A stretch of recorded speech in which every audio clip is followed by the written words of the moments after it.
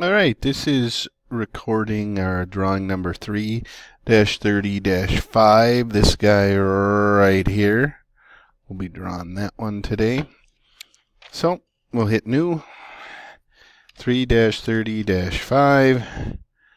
Take off the default template, millimeters, and we'll go. I'm going to draw this one on the top plane, and what we got there is a circle with a square on it. So I'm going to put a circle right in the middle of this thing. Let's draw this one really small. Let's call this just 10 millimeters instead. 10 millimeters. And that has a rectangle coming down off of it. So I'm going to take off these things right now. I'm going to take off the bottom edge of this circle. And then it has a rectangle coming down. It'll lock to those edges, and I can bring it down like this. And we'll call this, it looks like it's going to be about 12 millimeters to give me that final shape. It's probably not even that. Let's call it 8. It's a little more squatty. Let's just change it. I get crazy. I'll change it to 10.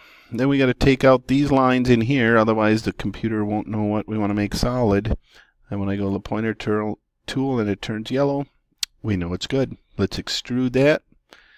Let's send it down the plane that way. And it's a pretty thin extrude, so let's call it 3 or maybe even 2 because we made this thing super small. Let's call it 2. And that's good. Let's put the circle that extrudes out of the face of this on there now. So I'm going to pick that plane. Go big sketch view. And if I reference that circle that's already there, this will line up that next circle perfectly with that one. So we'll put this on here. It'll snap right to the middle and it'll lock to that one. And we like that.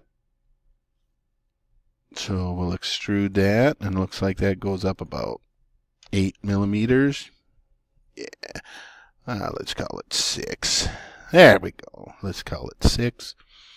Now we got 2 holes we got to put in there. One on this surface, one in there. And we can do that all in one shot here. So we'll go back and we'll sketch on this surface here, on that plane, of top plane. Sketch, hit our sketch view button. This one already has a reference right in the middle, so we can put a circle in there. And we'll call it a 4 millimeter circle. And then there's a circle down on this plane line here. Since it's got a plane line, it'll automatically snap to it. And that one's just a little bit bigger. We'll call it 5.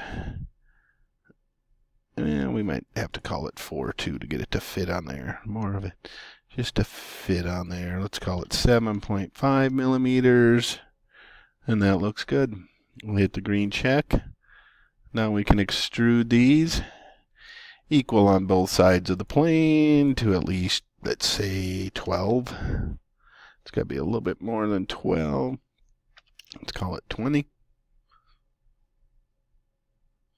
Let's call it 20 again. And we'll hit the remove material button. And we are done with that drawing.